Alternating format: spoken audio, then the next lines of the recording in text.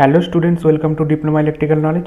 তো আজকে আমরা ডিপ্লোমা থার্ড সেম ইলেকট্রিক্যাল স্টুডেন্টসদের ডিসি মেশিন অ্যান্ড ট্রান্সফরমারের যে কোশ্চেনগুলো আছে তার মধ্যে থেকে একটা ম্যাথ আমরা তোমাদেরকে সলভ করে দেখিয়ে দিচ্ছি, ঠিক আছে?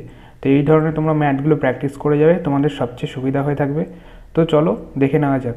ফার্স্টে কোশ্চেন দেখো, এই DC shunt motor draws A 10 ampere at no load from 230 volt mains and run at 1500 rpm, ঠিক আছে? at full load armature current is 100 ampere and speed is 1470 rpm. Armature resistance of the motor is 0.1 ohm and field current is negligible. Find the back EMF at no load and full load, ratio of full load to no load torque, and 3 number হচ্ছে speed at which armature should be run to make it deliver 100 ampere at 220 volt as a generator. Assume the same flux as with motor operation at the full load of 100 ampere. ঠিক আছে? তো এই যে ম্যাথটা আছে, এই ম্যাথটা করতে গেলে আমাদের কি কি নিয়ম মানতে হবে? আমাদের নিয়ম মানতে হবে যে প্রথমে আমাদের কিছু গিভেন বলে লিখে নিতে হবে। কি গিভেন বলে লিখব? তো আমাদের দেখো প্রথমে কি দেওয়া আছে, আমাদের 10 অ্যাম্পিয়ার কারেন্ট, মানে এটা হচ্ছে আমাদের আর্মেচার কারেন্ট, ঠিক আছে? এই আর্মেচার কারেন্টটা কি হচ্ছে আমাদের নো লোড কন্ডিশনের কারেন্ট। তো আমরা প্রথমে গিভেন কি লিখে দেবো? গিভেন লিখব গিভেন IA মানে armature current equal to 10 ampere, ঠিক আছে? তারপরে আমরা কি লিখব? সাপ্লাই ভোল্টেজ, ঠিক আছে? Supply voltage V equal to 230 volt. এরপরে আমাদের কি লিখব? স্পিড, স্পিড হচ্ছে S দিয়ে লিখছি, ঠিক আছে? নো লোড কন্ডিশনে N লিখলাম, নো লোড কন্ডিশনে। তো স্পিড হচ্ছে আমাদের কি লিখলাম? 1500 rpm। এবার আমরা কি করছি? ফুল লোড কন্ডিশনের একটা আর্মেচার, ফুল লোড কন্ডিশনে আবার আমাদের আর্মেচার কারেন্ট আছে, তাহলে এখানে আমরা এটা হচ্ছে নো লোড কন্ডিশনের, তো এটা গিভেনে লিখে লিখবেন নো লোড। তারপর আবার একটা আর্মেচার কারেন্ট লাগবে, সেটা হচ্ছে আমাদের কত আছে? সেটা হচ্ছে আমাদের 100 অ্যাম্পিয়ার। এটা হচ্ছে আমাদের ফুল লোড টর্ক, ফুল লোড। এবার আর্মেচার রেজিস্ট্যান্স একটা দেওয়া আছে, লিখতে পারি আমরা, সরি RA লিখতে পারি, এটাকে লিখতে পারি RA 0.1 ওহম। তো এই যে গিভেন এই সম্পূর্ণগুলো লিখে নিলে তাহলে তোমাদের এবার ম্যাথ করতে কি সুবিধা হবে? তো ম্যাথে নো লোড কন্ডিশনে আমরা কি জানি? ব্যাক ইএমএফটার ইকুয়েশন কি হয়? ব্যাক ইএমএফ আমাদের সবচেয়ে প্রথমে বের করতে বলেছে 1 নম্বর কোশ্চেনে। তো আমাদের ব্যাক ইএমএফ ফর্মুলা হচ্ছে ব্যাক ইএমএফ, তো আমরা লিখে নেব প্রথমে ব্যাক ইএমএফ ইবি দিয়ে প্রকাশ করা হয় এটাকে। Back EMF equal to V minus IA into R A. এটা হচ্ছে আমাদের নো লোড কন্ডিশনে লিখতে হচ্ছে, ঠিক আছে? নো লোড কন্ডিশন এভাবে তোমরা উপরে লিখে নেবে, no load in a no load condition the back EMF is V minus IA into R A. তো এখানে আমাদের কি লিখতে হবে? ভোল্টেজের মান কত দেওয়া আছে আমাদের এখানে? ভোল্টেজের মান দেওয়া আছে 230 মাইনাস আই এর মান কত দেওয়া আছে নো লোড কন্ডিশনে 10 অ্যাম্পিয়ার ইন্টু আর এর মান কত দেওয়া আছে 0.1 ওহম, ঠিক আছে? তো এখান থেকে আমরা মান বের করে নিয়ে আমরা কী করতে পারি? মান বের করলে আমরা সলভ করতে পারি 229 ভোল্ট, ঠিক আছে? এটা নো লোড কন্ডিশনে। ঠিক একই রকমভাবে আমরা আবার একটা ফুল লোড কন্ডিশনে ব্যাক ইএমএফ বের করব। Back EMF EB equal to V minus IA into R A full load condition, ঠিক আছে? ফুল লোড কন্ডিশনে কী কী থাকছে? 230 ভোল্টই থাকছে। আই এর ভ্যালুটা কত হয়ে গেছে ফুল লোড কন্ডিশনে? দেখো 100 অ্যাম্পিয়ার আছে, 100 অ্যাম্পিয়ার ইন্টু আর এর ভ্যালু 0.1। তো এখান থেকে আমরা কত পারি? 220 ভোল্ট। এটা হচ্ছে আমাদের ফুল লোড আর নো লোড, ফুল লোড আর নো লোড কন্ডিশনে আমাদের ব্যাক ইএমএফটা বের করা হয়ে গেল। তো আমাদের কত বলেছে? এই যে ফার্স্টে কোশ্চেনটা হচ্ছে back EMF at no load and full load. আমাদের প্রথম অ্যান্সারটা কিন্তু আমাদের 1 নাম্বার অ্যান্সারটা কিন্তু আমাদের বেরিয়ে গেছে, ঠিক আছে? অ্যান্সারটা বেরিয়ে গেছে 1 নাম্বার অ্যান্সারটা। তো দেখো আমাদের যে রেশিওটা বলেছে বের করতে, সেই রেশিওটা 2 নম্বরে কী কোশ্চেন আছে? Ratio of full load torque and no load torque. তো আমাদের নো লোড কন্ডিশনে অ্যান্ড ফুল লোড কন্ডিশনে যে টর্ক আছে সেই টর্কটা আমাদের বের করতে হবে। তো আমরা টর্ক সমান কী জানি? Torque is proportional to I into A, মানে আর্মেচার কারেন্ট। আমরা আর্মেচার কারেন্ট নো লোড কন্ডিশনে যেটা বের করেছি আর ফুল লোড কন্ডিশনে যেটা, সেটাকে আমরা টর্কের সাথে ইকুয়েশন করতে পারি।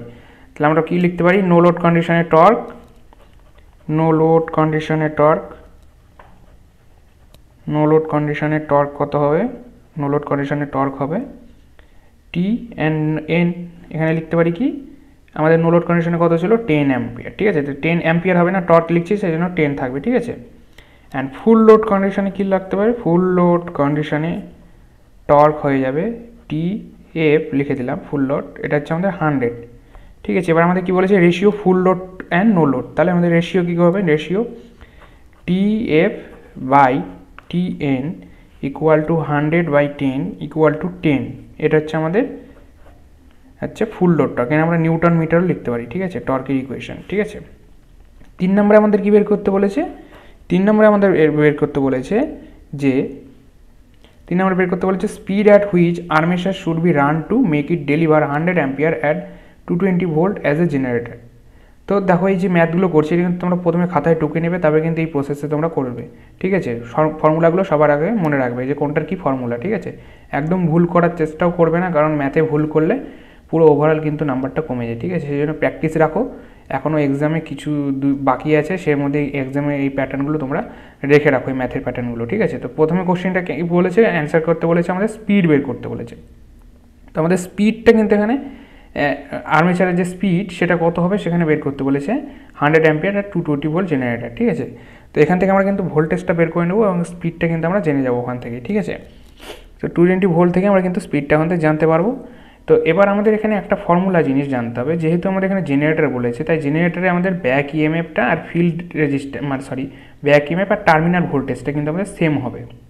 মানে ইবির ভ্যালুটা এবং যে সাপ্লাই ভোল্টেজ সেটার ভ্যালু কিন্তু অলওয়েজ সমান হওয়ার কথা। কিন্তু আমাদের যেহেতু ফুল লোড কারেন্ট আছে, এটা 100 অ্যাম্পিয়ার মানে ফুল লোড কারেন্ট, সেই জন্য কিন্তু এখানে ভ্যালুটা একটু চেঞ্জ হবে। 220 ভোল্টটা আমাদের 230-র সঙ্গে মিলবে না। ঠিক আছে, সেটা কিন্তু আমাদের এখানে স্পিডের এখানে তখন আমরা কিন্তু ইউজ করব। কী করে ইউজ করব দেখো, এখানে লিখতে হবে আমাদের when motor acts as a generator,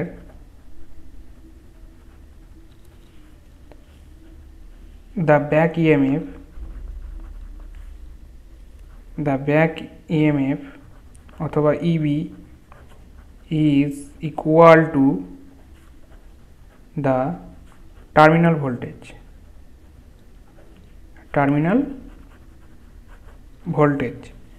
তাহলে আমরা কি লিখতে পারি, EB equal to V minus IA into RA। তাহলে এখান থেকে আমাদের ভি এর মানটা থেকে এখানে কিন্তু বের করতে হবে। তাহলে ইবির ভ্যালুটা আমাদের কত আছে, এখান থেকে ইবির ভ্যালুটা আমরা জানি 220 ভোল্ট দিয়ে দিয়েছে। কোথায় দিয়েছে, আমাদের ওখানে কিন্তু 3 নম্বরে লেখা আছে 20। এবার V A minus into I এর ভ্যালু কত দেওয়া আছে, আই এর ভ্যালু মানে তো 100 দেওয়া আছে, আর আর এর ভ্যালু কিন্তু আমরা জানি। এখান থেকে ভি ইকুয়াল টু কী লিখতে পারি, ভি ইকুয়াল টু লিখতে পারি আমরা এখান থেকে ভি মাইনাস, ঠিক আছে, ভি মাইনাস এখান থেকে এটা কী লিখতে পারি 220 প্লাস 10, তো আমরা লিখতে পারি এখান থেকে 230 ভোল্ট।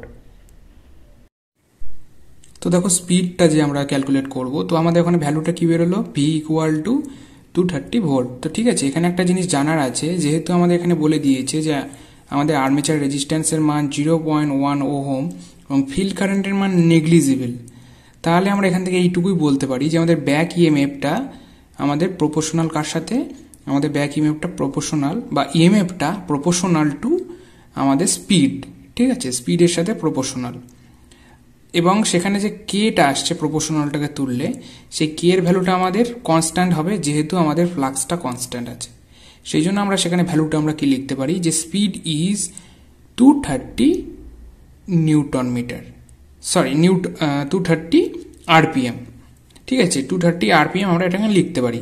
তো আমরা আবার কী করে লিখবো ওটাকে, এবার পরীক্ষায় তোমাদের লিখতে হবে দ্য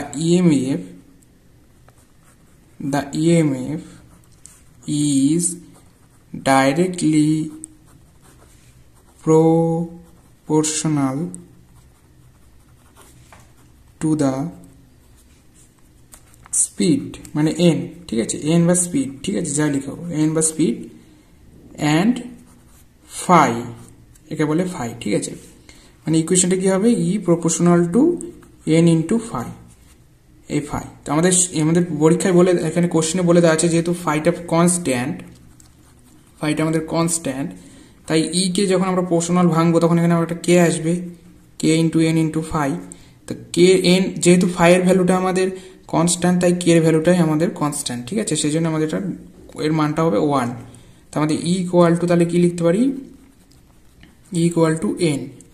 তাহলে আমাদের এখান থেকে কি হবে, এই ব্যাক ইএমএফটা এটাই, ঠিক আছে, এটার ভ্যালুটা n, তার মানে আমাদের এখানে 230 ভোল্টটা হচ্ছে এটার অ্যান্সার হয়ে যাবে আরপিএম।